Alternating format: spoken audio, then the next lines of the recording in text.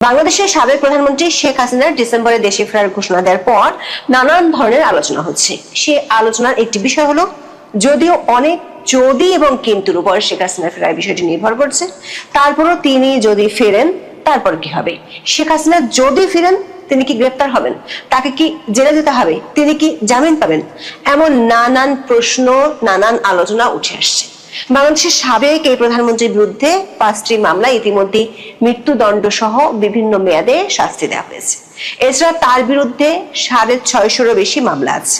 আইসিটির chief prosecutor এবং পররাষ্ট্র প্রতিমন্ত্রী বলেছেন, শেখ হাসিনা ফিরলে তাকে গ্রেপ্তার করা হবে। কিন্তু বাংলাদেশের স্বরাষ্ট্র ও আইন মন্ত্রণালয়ের একাধিক সূত্র বলছে, মৃত্যুদণ্ড থাকা সত্ত্বেও নির্দিষ্ট আইনের বিধান অনুসারে শেখ হাসিনা ফিরলে গ্রেপ্তার নাও হতে পারেন, এমনকি তার জামিনেরও কোনো দরকার হবে না।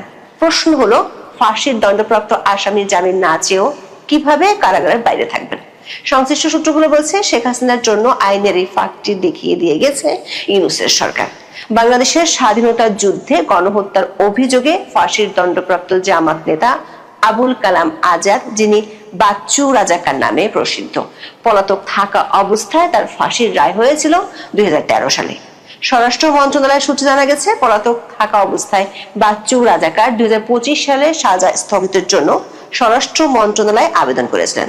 তার আবেদনের প্রেক্ষিতে তৎকালীন অন্তর্বর্তীকালীন সরকারের স্বরাষ্ট্র মন্ত্রণালয় 2025 সালের 22 অক্টোবর তার শাস্তি 1 বছরের জন্য স্থগিত করে একটি সুনির্দিষ্ট প্রজ্ঞাপন জারি করেছিল। এমনকি 2026 সালের 21শে জানুয়ারি আবুল কালাম আজাদ দীর্ঘ 13 বছরের পলাতক জীবনের অবসান ঘটিয়ে আন্তর্জাতিক অপরাধ ট্রাইব্যুনালে আত্মসমর্পণ করে জামিনও চাননি। তারপরও তাকে এক মুহূর্তের জন্য জেলে যেতে হয়নি। স্বরাষ্ট্র মন্ত্রণালয়ের কর্মকর্তারা বলছেন, সংবিধানের 49 অনুচ্ছেদ অনুসারে রাষ্ট্রপতি এবং ফৌজদারি কার্যবিধির 401 ও 402 ধারা অনুসারে সরকার যে কারো যে কোনো ধরনের শাস্তি স্থগিত করতে পারে, যেটি ঘটেছিল বাচ্চু রাজাকারের ক্ষেত্রে। মৃত্যুদণ্ড ও যাবজ্জীবন প্রাপ্ত 3 জন আসামির শাস্তি চূড়ান্ত আপিলে বাতিল হওয়ার পর তারা যে এখন সংসদ সদস্য, সে নজিরও বাংলাদেশে আছে।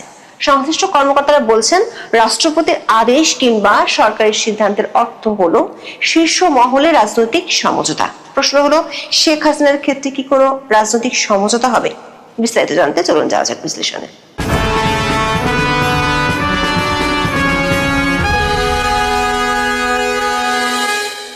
আন্তর্জাতিক বার্তা সংস্থা রয়টার্সকে বাংলাদেশের সাবেক প্রধানমন্ত্রী শেখ হাসিনা বলেছেন, তিনি ডিসেম্বরে দলের সিনিয়র নেতাদের নিয়ে বাংলাদেশে ফিরে আদালতে আত্মসমর্পণ করবেন। তার এমন বক্তব্যের পর সরকার থেকে শুরু করে রাজনৈতিক মহলে ব্যাপক শোরগোল পড়ে গেছে। আন্তর্জাতিক অপরাধ ট্রাইব্যুনালের চিফ প্রসিকিউটর আমিনুল ইসলাম 12 জুলাই বলেছিলেন, শেখ হাসিনার বিরুদ্ধে ফাঁসির দণ্ড থাকায় এবং আইনের বিধান অনুযায়ী আপিলের জন্য নির্ধারিত 30 দিন পার হয়ে যাওয়ায় তার পক্ষে নিজে নিজে ফিরে এসে আত্মসমর্পণের সুযোগ নেই। তাকে সরকার গ্রেপ্তার করবে। পররাষ্ট্র প্রতিমন্ত্রী শামা ওবায়দ বলেছেন, শেখ হাসিনা দেশে ফিরলে আত্মসমর্পণ করে জেলে যেতে হবে। 13 জুলাই পররাষ্ট্র মন্ত্রণালয়ের প্রতিমন্ত্রী সাংবাদিকদের বলেন, তিনি যদি আত্মসমর্পণ করেন তাহলে বাংলাদেশের আইন অনুযায়ী তার বিরুদ্ধে ব্যবস্থা হবে, তাকে জেলে যেতে হবে এবং সেই আইন নিজস্ব গতিতে চলবে।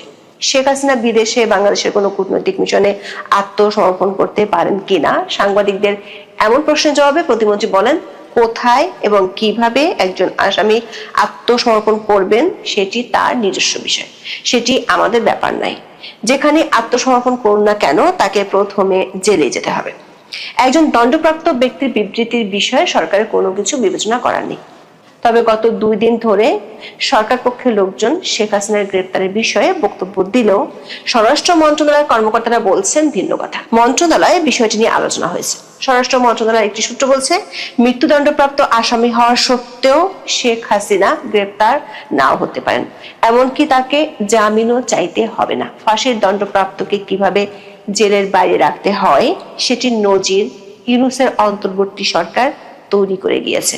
উদাহরণ হিসেবে মন্ত্রণালয়ের কর্মকর্তারা প্রথমে যুদ্ধাপরাধের দায়ে ফাঁসির দণ্ডপ্রাপ্ত জামাত নেতা আবুল কালাম আজাদের কথা তুলে ধরেছেন। 2009 সালে আওয়ামী লীগ ক্ষমতায় যাওয়ার পর 71-এর যুদ্ধাপরাধের বিচারের উদ্যোগ নেয়। সেই বিচার শুরুর পর প্রথম রায় 2013 সালের 21শে জানুয়ারি জামাত ইসলামের সাবেক রুকন আবুল কালাম আজাদকে মৃত্যুদণ্ড দেওয়া হয়। মুক্তিযুদ্ধের সময় ফরিদপুর ও পার্শ্ববর্তী অঞ্চলে আল বদর ও রাজাকার বাহিনীর অন্যতম শীর্ষ নেতা হিসেবে তার বিরুদ্ধে হত্যা, ধর্ষণ, অপহরণ, অগ্নিসংযোগ, লুণ্ঠনের অভিযোগ প্রমাণিত হওয়ার কথা জানিয়ে সেই রায় দেওয়া হয়েছিল। তার বিরুদ্ধে আনা 8টি অভিযোগের মধ্যে 7টিতে তিনি দোষী সাব্যস্ত হয়েছিলেন। এটি ছিল ট্রাইব্যুনালের বিচারিক কার্যক্রমের ইতিহাসে প্রথম রায় এবং একই সাথে প্রথম অনুপস্থিতিতে দেওয়া রায়। 2024 সালের আগস্ট মাসে শেখ হাসিনা সরকারের পতনের পর পরিবর্তিত রাজনৈতিক পরিস্থিতিতে দেশে না ফিরে তার শাস্তি স্থগিতের আবেদন করেন। স্বরাষ্ট্র মন্ত্রণালয় সূত্রে জানা গেছে 2025 সালের 8 জুলাই তিনি তার সাজা স্থগিতের জন্য স্বরাষ্ট্র মন্ত্রণালয়ে আবেদন করেছিলেন। তৎকালীন অন্তর্বর্তীকালীন সরকারের স্বরাষ্ট্র মন্ত্রণালয়ের কারা 2 শাখা 2025 সালের 22 অক্টোবর একটি সুনির্দিষ্ট প্রজ্ঞাপন জারি করে। এই প্রজ্ঞাপনে আবুল কালাম আজাদের ফাঁসির সাজা 1 বছরের জন্য স্থগিত করা হয়েছিল। প্রজ্ঞাপনের শর্ত ছিল তাকে অবিলম্বে ট্রাইব্যুনালে আত্মসমর্পণ করতে হবে এবং নির্ধারিত সময়ের মধ্যে সুপ্রিম কোর্টে আপিল দায়ের করতে হবে, যাতে তিনি কারাগারে না গিয়ে তার আইনি ডিফেন্স প্রস্তুত করতে পারেন। 2026 সালের 21শে জানুয়ারি আবুল কালাম আজাদ আন্তর্জাতিক অপরাধ ট্রাইব্যুনালে আত্মসমর্পণ করতে রাজি হন। ওই দিন আদালত বেশ চমকপ্রদ বক্তব্য দিয়েছিলেন। ওই দিনের দৈনিক প্রথম আলোর খবরে বলা হয়েছে, 1971 সালে মুক্তিযুদ্ধের সময় সংগঠিত মানবতা বিরোধী অপরাধের একটি মামলায় মৃত্যুদণ্ডে দণ্ডিত আবুল কালাম আজাদ ঠিক 13 বছর পর আত্মসমর্পণ করলে তিনি যেমন আছেন তেমন থাকার আদেশ দিয়েছেন আন্তর্জাতিক অপরাধ ট্রাইব্যুনাল। এই আদেশের ফলে তাকে কারাগারে যেতে হচ্ছে না, তিনি মুক্তই থাকছেন। আবুল কালাম আজাদের আত্মসমর্পণের ঘটনার বর্ণনা দিতে গিয়ে প্রথম আলোর খবরে বলা হয়েছিল, ট্রাইব্যুনাল প্রথমে সাজাপ্রাপ্ত আসামি আবুল কালাম আজাদের আত্মসমর্পণ আবেদন মঞ্জুর করেন। তাকে প্রয়োজনীয় নথিপত্রের সত্যায়িত কপি সরবরাহ করা হবে বলেও জানানো হয়। একই সঙ্গে আসামিকে কারাগারে পাঠানোর আদেশ দেন বিচারক। তখন আসামি পক্ষের আইনজীবীরা বলেন, রাষ্ট্রপতির আদেশ ক্রমে স্বরাষ্ট্র মন্ত্রণালয় আসামির সাজা 1 বছরের জন্য স্থগিত করেছে। তখন ট্রাইব্যুনাল বলেন, সরকারের সাজা স্থগিত করার এখতিয়ার নেই, রাষ্ট্রপতি ও আপিল বিভাগ সাজা স্থগিত করতে পারেন। এরপর পুনরায় আদেশ দেন ট্রাইব্যুনাল। সেই আদেশে ট্রাইব্যুনাল বলেন, রাষ্ট্রপতির আদেশ অনুসারে স্বরাষ্ট্র মন্ত্রণালয় আবুল কালাম আজাদের সাজা 1 বছরের জন্য স্থগিত করেছে। এই অবস্থায় আসামিকে প্রয়োজনীয় কাগজপত্রের সত্যায়িত কপি সরবরাহ করা হবে।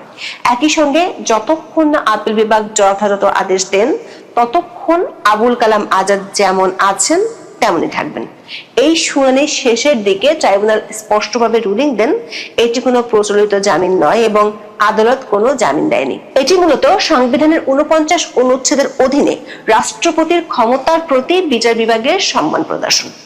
এরপর আবুল কালাম আজাদ কোনো পুলিশি হেফাজত ছাড়াই সশরীরে একটি ব্যক্তিগত গাড়িতে করে ট্রাইব্যুনাল ত্যাগ করেন। অবশ্য আসামিপক্ষের আইনজীবী মশিউল আলম তখন বলেছিলেন, তারা জামিন চাননি। স্বরাষ্ট্র মন্ত্রণালয়ের কর্মকর্তারা বলেছেন, আবুল কালাম আজাদের ক্ষেত্রে যে আইনি মেকানিজম বা পন্থায় ফাঁসির রায় স্থগিত করা হয়েছে তার মূলে আছে বাংলাদেশের সংবিধানের 49 অনুচ্ছেদ এবং ফৌজদারি কার্যবিধির 401 ও 402 ধারার ক্ষমতার সূক্ষ্ম ও কৌশলগত প্রয়োগ। বাংলাদেশের সংবিধানের 49 অনুচ্ছেদে রাষ্ট্রপতিকে যে কোনো আদালত, ট্রাইব্যুনাল বা অন্য কোনো কর্তৃপক্ষ প্রদত্ত যে কোনো সাজা মওকুফ, স্থগিত, হ্রাস বা পরিবর্তন করার একক এবং পরম ক্ষমতা দেওয়া হয়েছে। এই অনুচ্ছেদের অধীনে রাষ্ট্রপতির ক্ষমতা অত্যন্ত বিস্তৃত এবং এর উপর আদালতের কোনো সরাসরি আইনি একচ্ছত্র নিয়ন্ত্রণ বা জুডিশিয়াল রিভিউ সাধারণত খাটে না। আবার ফৌজদারি কার্যবিধির 401 ও 402 ধারা অনুযায়ী সরকার কোনো শর্ত ছাড়া বা শর্ত সাপেক্ষে যে কোনো ব্যক্তির সাজা সাময়িকভাবে স্থগিত বা হ্রাস করতে পারে। 401 ধারার অধীনে স্বরাষ্ট্র মন্ত্রণালয় যদি কোনো ব্যক্তি সাজা স্থগিত করে প্রজ্ঞাপন জারি করে তবে তা আইনত বৈধ।